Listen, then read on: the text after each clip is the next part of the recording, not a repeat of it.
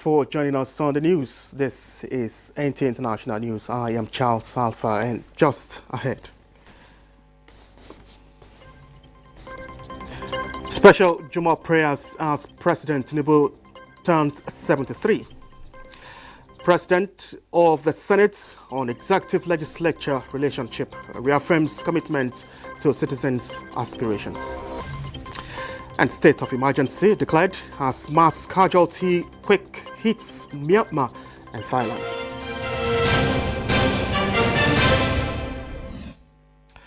At 73, President Bola Tinubu says he is inspired to work harder for the social and economic development of Nigeria.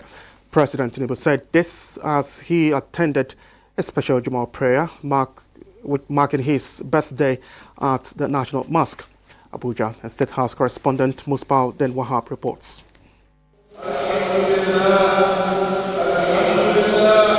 Last Jummah in this year's Ramadan fast, it is a special day for Muslims as they round off the annual spiritual obligation. And President Bola Tinubu shares in this significance with his 73rd birthday on the 29th of March, coinciding with the 29th day of Ramadan.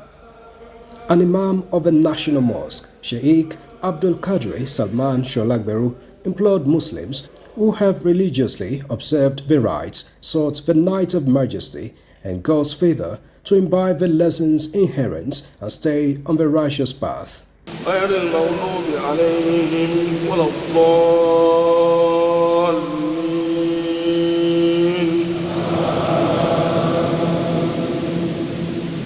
After the two-standing Juma prayer was the special moment for President Bola Tinubu on the eve of his 73rd birthday, and so special prayers for the strength, guidance and protection of God for the birthday boy as he continues to pilot the affairs of state.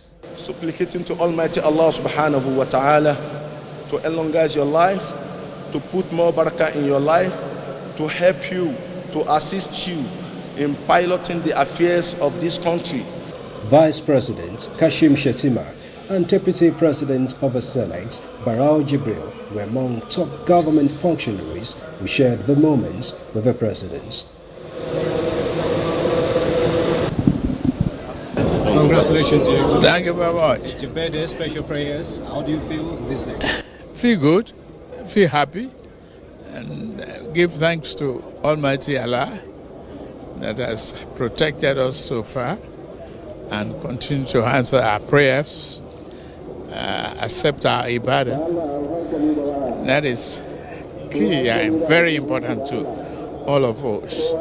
A prayer for our country to stabilize, keep in peace, and safeguard our people, all the citizens. How does this keep you rededicated to the service? Well, the word for all of this is hard work. You work harder, you pray harder. And that's the inspiration that I got from all of this. We thank God Almighty. In Abuja, Musbao and Wahab, NTA News. President Bola Tinubu has appointed Felix Moka, the National Publicity Secretary of the All Progressives Congress, APC, as board chairman of the Nigerian Television Authority, NTA. The president also approved the appointment of Fatuhu Mohammed Buhari from Katsina State as Director General of the National Agricultural Seed Council. The president further appointed the following Nigerians as board chairmen of various federal government institutions: Malam Muhammad Masan, APC State Chairman, Bauchi State Board Chairman, Nigerian Store Products Research Institute, Ilorin; Alhaji Abdullahi Abbas, APC State Chairman, Kano State Board Chairman, Nigerian Agricultural Quarantine Service; Dr. Ustian Agada, APC State Chairman, Benue State Board Chairman, National Agricultural Seed Council; McDonald Ebere, APC State Chairman, Imo State Board Chairman, Federal College of Fishery and Maritime Technology, Lagos; Obong Stephen Ntukebo, APC State Chairman, Akwa Ibom State Board Chairman, National Institute for Freshwater Fish, New Busa; Chief Ima Eneuku, Deputy Chairman South of the APC, Board Chairman, National Automotive Development Council, Aminu Musa Bobi, APC State Chairman, Niger State Board Chairman, National Library of Nigeria, Pharmacy Abbas Olaide, APC State Chairman, Oyo State Board Chairman, Federal Neuropsychiatric Hospital, Kaduna, Alhaji Mohammed Gadaka, APC State Chairman, Yobe State, Board Chairman, Citizenship and Leadership Training Center, Benjamin Omale, APC State Chairman, Benue State, Board Chairman, National Orthopedic Hospital, Enugu, Rufus Bature, APC State Chairman, Plateau State, Board Chairman, Nigerian Coal Corporation, Alhaji Abubakar Mohammed Kana, APC State Chairman, Kebbi State Board Chairman, Michael Imodu, National Institute for Labour Studies, Donald Wangpa, APC National Working Committee member from Abia State, Board Chairman, Project Development Institute, Comrade Mustafa Saliu, APC State Chairman, Adamawa State Board Chairman, National Agency for the Prohibition of Trafficking in Persons, NAPTIP, Dr. Kingsley Ononobu, APC State Chairman, Abia State Board Chairman, National Parks Headquarters, Alhaji Abdulmalik Osman, APC State Chairman, Federal Capital Territory, Board Chairman, Forestry Research Institute for Nigeria, Ibadan, Ibrahim Tukur El Sudi, APC State Chairman, Taraba State, Board Chairman, Environmental Health Registration Council of Nigeria, Shola Election, APC State Chairman, Ekiti State, Board Chairman, Nigerian Institute of Mining and Geosciences, Emperor Jarrett Tenebe, APC State Chairman, Edo State Board Chairman, Federal College of Agriculture, Akure, Alhaji Tukur Umar Danfulani, APC State Chairman, Zamfara State, Board Chairman, Federal Medical Center, Azare, Aminu Sani Gumel, APC State Chairman, Jigawa State, Board Chairman, Federal College of Produce Inspection and Stored Products Technology, Kanu, Barrister Idris Shuaibu, APC State Chairman, Adamawa State, Board Chairman, Federal College of Animal Health and Production Technology, Ibadan. And now the President, Bola Tinubu, has also approved new appointment to strengthen the leadership of River Basin Development Authorities under the Federal Ministry of Water Resources.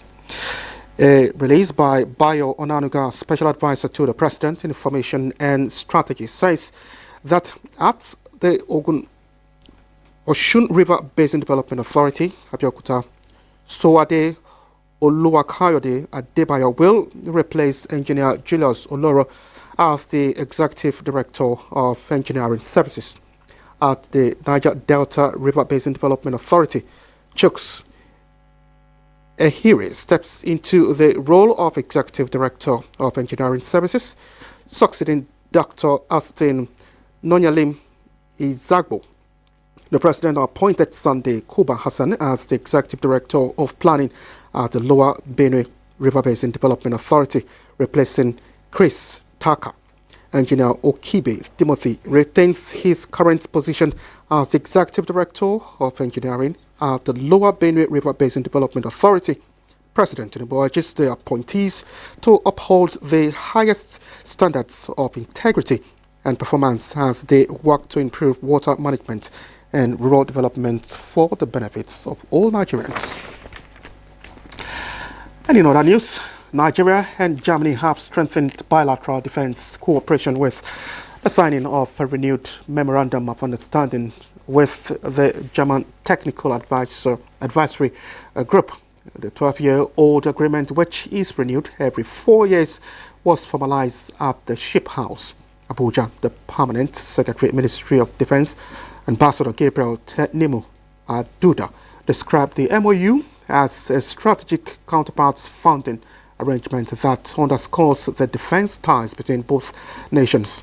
The German defense attaché to Nigeria, Colonel Boris Bovkamp, reaffirmed Germany's unwavering commitment to enhancing cooperation in defense, security, and capacity building initiatives. Elsewhere, Zimbabwe's President Emmerson Mnangagwa has appointed a new army chief ahead of planned protests on Monday called by a group of war veterans who want to force the president to resign. And President Mnangagwa has faced calls from his former supporters to step down, citing mismanagement and corruption. Earlier this week, Mnangagwa abruptly retired his army chief, Lieutenant General Anselm Sanyatwe, appointed him Sports, Arts and Culture Minister. The United States is doubling down on its alliance with the Philippines. Defense Chief Pete Hegseth said Friday in Manila in the face of what he called Communist China's aggression in the region. From Apani reports that the trip is aimed at bolstering ties in the Asia-Pacific region. The Defense Secretary revealed details of strikes in Iran-backed Houthi rebels in Yemen, a group of top administration officials in the Signal messaging platform, according to a journalist added to the chart by accident. However, U.S. President Donald Trump has defended Hegseth in Manila. The defense chief focused on Washington's plan to re-establish deterrence in the Indo-Pacific region, he told reporters, alongside his Philippine counterpart Gilberto Teodoro. Deterrence is necessary around the world, but specifically in this region, in your country, considering the threats from the communist Chinese, he said earlier when he met with Philippine President Ferdinand Marcos. Our partnership not only continues today, but we are doubling down on that partnership.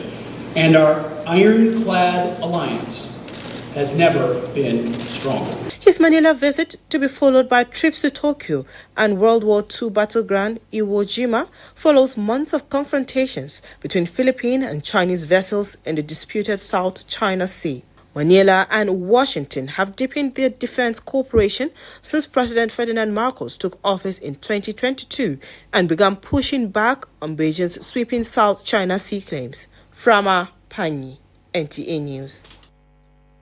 U.S. Vice President J.D. Vance has landed in Greenland for a visit to a military base viewed by Copenhagen and Nuuk as a provocation as President Donald Trump bids to allegedly annex the Danish territory.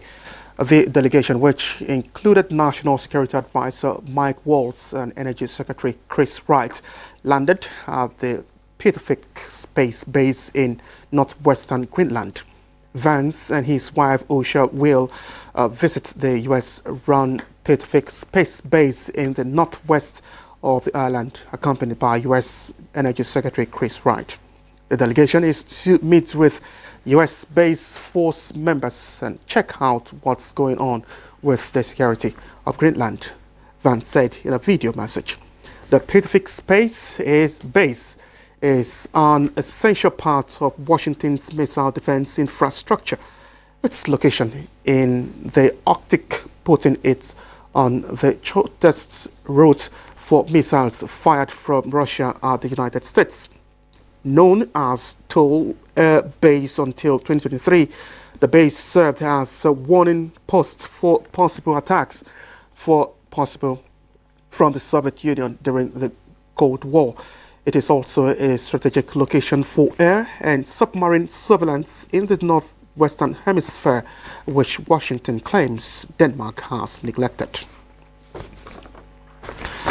A massive earthquake Friday turned a major hospital in Myanmar's capital into a mass casualty area, while at least 3 people were killed and dozens trapped in neighboring Thailand when a skyscraper collapsed. From Apani reports. The shallow 7.7 magnitude tremor hit northwest of the city of Sagaing, central Myanmar, and was followed minutes later by a 6.4 magnitude aftershock, toppling buildings, rupturing roads, and collapsing the well-known Ever Bridge.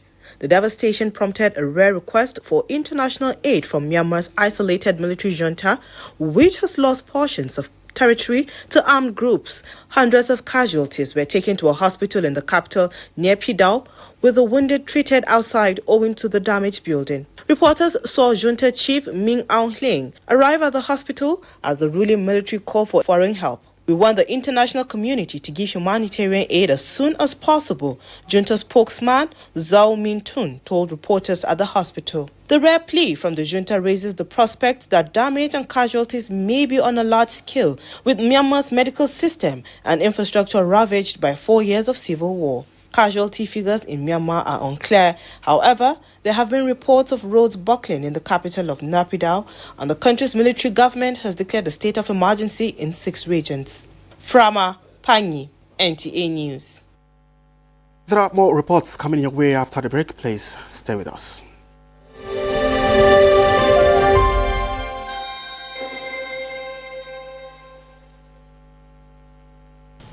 I am Oluremi Tinubu, the global and national Stop TB champion.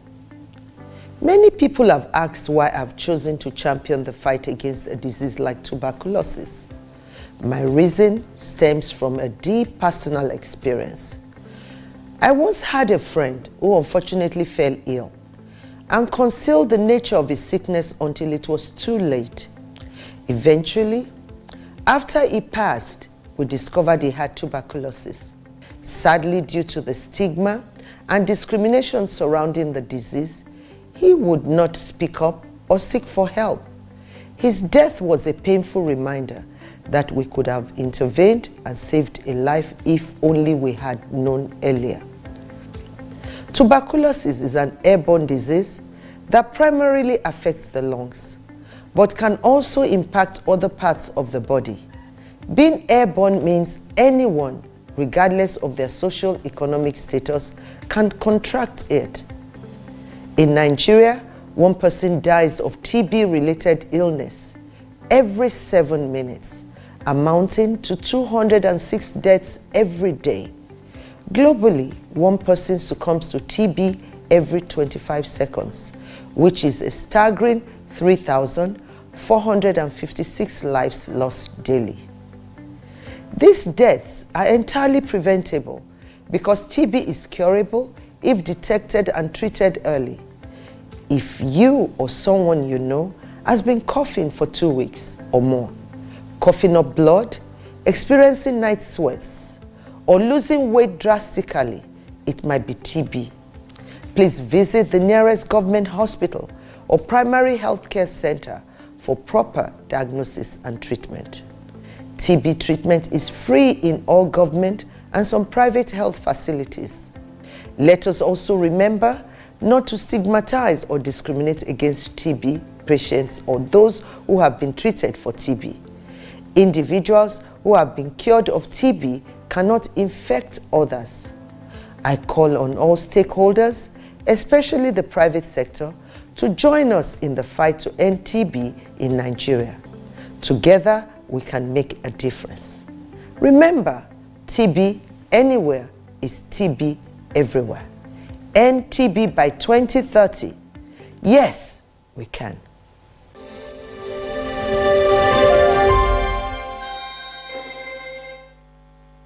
Thank you for staying with us. The Minister of Information and National Orientation, Mohammed Idris, has expressed confidence that UNESCO's decision to establish the Category 2 Media and Information Literacy Institute in Nigeria reflects the renewed confidence of the international community in the country. At a meeting when fake news, misinformation and disinformation pose global challenges, the minister assured that the institute will serve as a hub for training media and information professionals while also developing strategies to combat these threats. While playing host to Nigeria's permanent delegate to UNESCO, Dr. Hajo Sani, the minister expressed Nigeria's commitment of sustaining the autonomy of the country of the Category 2 Media Information Literacy Institute. So I must say that on this note, one, we talk about the review of the agreement, talk about the feasibility study, and talk about insisting on the autonomy of the institute because it's in the guideline of the UNESCO C2C. So we have to look at this critically, and I'm happy I'm sharing what my discussion I had with the Vice Chancellor and the university community with the ministry, and it's very important for us to have this common sense and we'll be on the same on the same page. To mention here again the commitment of Mr. President. he graciously approved funding and told me whatever it would take, I must make sure that MIL sets up the first Category 2 institute for the entire world here in Nigeria. I think this is a big feat for our country. No any other country in the world has had the opportunity of hosting the first Category 2, UNESCO Category 2 Media and Information Literacy Center. And so for us, it's a big deal. And that is why we are working seriously and ensuring that all hands are on deck for us to get that to the final finishing line in November of this year. It has stated that President Tinubu has already demonstrated unwavering commitment to the establishment of the institute by providing initial funding to ensure that Nigeria meets all the requirements set by UNESCO. President of the Senate, Godswill Akpabio, has restated the commitment of the legislature to robust engagement with the executive to shape and implement policies tailored to meet the aspirations of citizens, in particular the Renewed Hope Initiative. While on a visit to the special advisor to the President on National Assembly Matters, Senator Bashir Lado, Akpabio acknowledged that the enhanced synergy between the two arms of government has been crucial in attaining goals across key sectors and prompts presidential assent to the bill.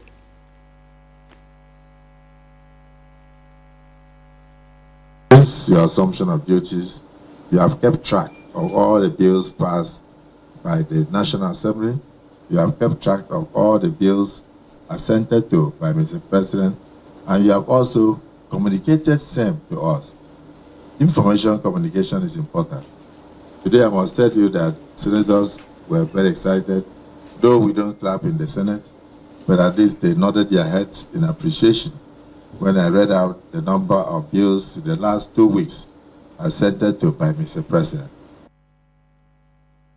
The advisor, in response, commended the National Assembly for expeditious consideration of landmark legislations and approval of presidential requests, urging that the tempo should be sustained for the benefit of Nigerians. It is a testament to the power of unity, the strength of shared vision, and the boundless possibilities when leadership is anchored on science.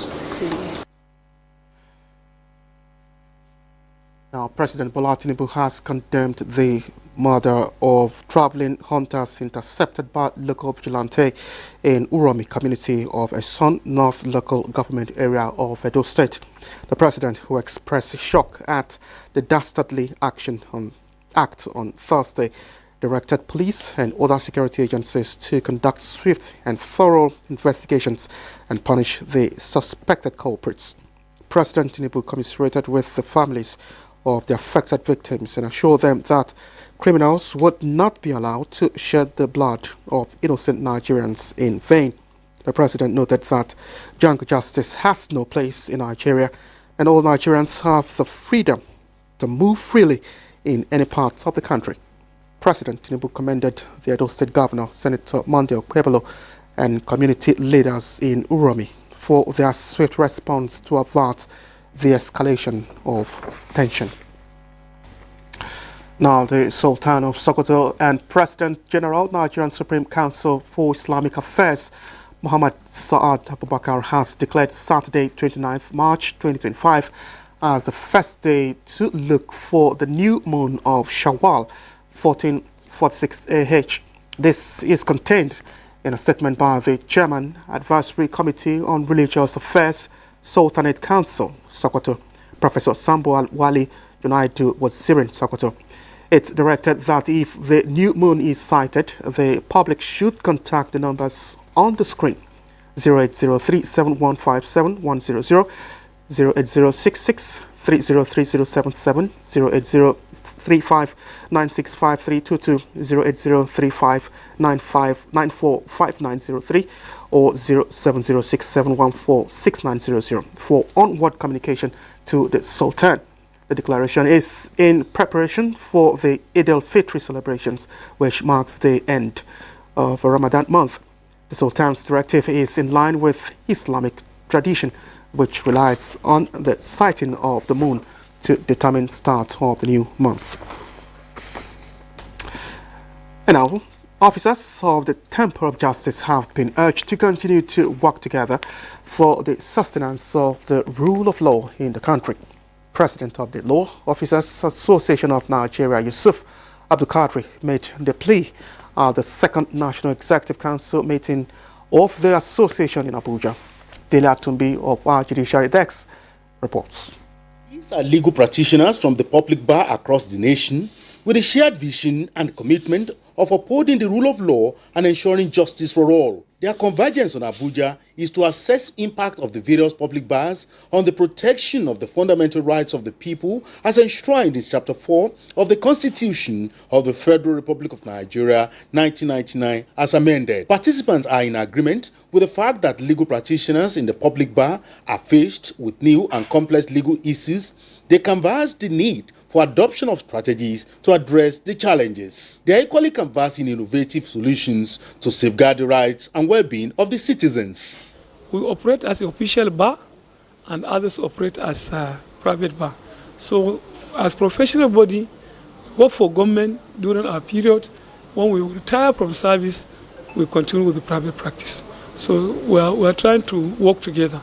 The legal practitioners also visit the Solicitor General of the Federation and Permanent Secretary, Federal Ministry of Justice, Beatrice Jedi Agba, who admonished them to continue to be fit and proper in the discharge of their legal practice. I'm one of those who recognize the need for State Council to have a voice because of our own peculiar needs, which may not necessarily be the same with other public officials.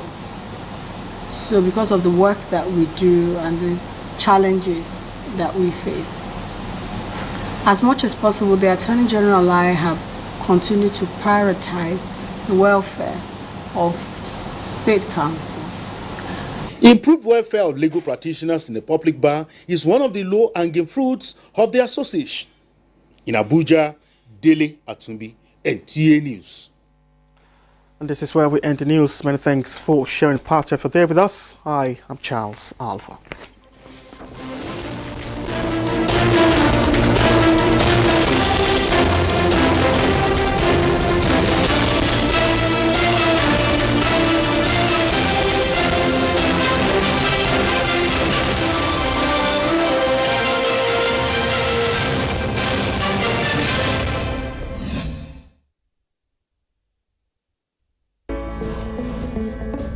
From dusk to dawn, 24 hours a day, NTA International is with you. In your living room, office, and everywhere, anywhere. We provide a company you desire in terms of balanced and up-to-date news, programs, and the best of entertainment.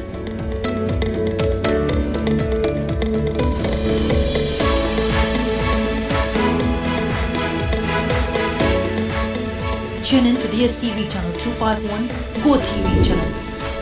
And to watch NTA International in the USA, Canada, and Mexico, use the following satellite parameters. You can also see us on Facebook and YouTube for quality content on the go. NTA International, Africa's window to the world.